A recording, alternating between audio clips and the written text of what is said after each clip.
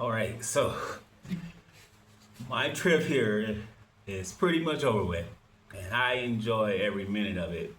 I leave out tomorrow at like 8 o'clock at night,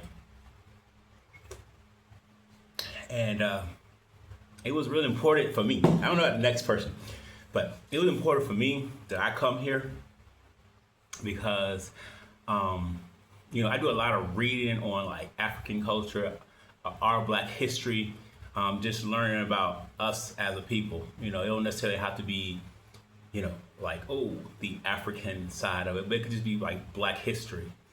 And I do a lot of reading, so it was important that I come to, fill that gap that's actually I felt like I was missing. You know what I'm saying? So I got here, and when I got here, it felt for me, it felt right. It just felt right, and you get to like interact with a lot of people here, and you see that, you know, that it's not so bad here. You know what I'm saying? Like, don't get me wrong, the lifestyle, the way of life is completely different. The amenities, everything is a little different, you know. But as a whole, though, it was nice here. Like I was saying earlier, there's this little, I don't know, stereotype that Africans don't like us here, and that's not true here. By no means is not true. Yeah, there's a language barrier. You know what I'm saying? But that's not true. But that's just a way to keep us divided. And when we divide it, of course, they don't care about you. You know what I'm saying? When I say they, I mean literally mean the American government. They don't care about you. And you can tell with every day things that happen in America, even with like what President Trump is doing right now.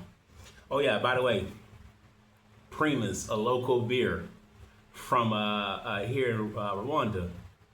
Actually, it's like a regular malt. That's all. But this trip here was a good little journey for me, and I really would I would really tell everybody to at least make one trip. You know what I'm saying? In this lifetime, before you know what I'm saying, kick the bucket. It's not that expensive either. It's just real cheap. It cost me 2,600 to round trip it back, and I paid for the local resort separate from the 26. It's not cheap. I mean, it's not expensive. So I recommend everybody come at least one time, because we like I think we have a duty to let our kids know where we come from, and we have a duty ourselves to know, and it just don't start in America. America will always keep us down. You know what I'm saying, with misinformation. Like they don't really care. You know what I'm saying? As long as we there making us money, making America money through sports, through music and entertainment, they don't care nothing about black folks there. That is my personal opinion. And it's just backed up by a lot of incidents. You know what I'm saying? But yeah, they don't care. Like a prime example is they don't even want to talk about reparations. Reparations. Now, even though they done paid reparations to the Japanese for the internment camps, the Jews for the Holocaust. Now, keep in mind, like the Holocaust happened in Europe, and we ain't have nothing to do with it.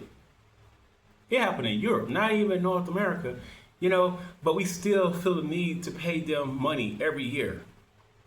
Reparations, because of what happened to them. And we live through this every single day here in America.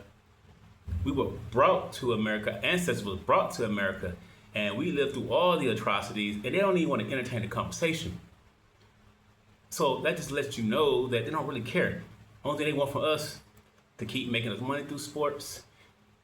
As you can see right now, there's a concerted effort to erase all talk about slavery and history out of the school books and everything. So, as long as we keep making the money, hey, they have no reason to try to address our reparation. And, it's going to fall on the individual to want to come and see for yourself. It's going to fall on the individual to want to teach your kids about their past, their history, their culture. It's going to fall on the individual, because if you keep thinking America's going to do anything to help you understand where you are, who you are, where you come from, hey, wait for it. Because they're not. Right now, they're actively trying to erase everything. So, I'm just saying, I would recommend that every black person on the globe just come here to the motherland. You ain't got to come, you ain't got to move. I mean, you ain't got to like decide to move here or whatever. Just come here, touch down, smell the air, put the dirt in your feet, and this is where the ancestors come from. I recommend everybody try that. Do it at least one time. It ain't gonna hurt. And then when you get here, you'll feel it. It's not something that you can explain, but you can feel it. You can feel, and you can also, and don't get me wrong, you can also feel the disconnect a little bit too because of the culture here and the language barrier too. So you can also feel a little alienated too. Because of the disconnect, because of the culture difference, the language difference. But you also gonna have a sense of like when you look right, you look left, you don't see nothing but black, and you will know that this is home. America is the melting pot. Yeah, it's your home where you grew up at. But I'm just saying, like ancestrally, like when you look right, left, up, and down, you see nothing but black, and you will know that this is home. Now, I'm not trying to say up and move. I'm just simply saying. So, yeah, that was my time here. I enjoyed it thoroughly. I recommend everybody at least once in your lifetime come visit.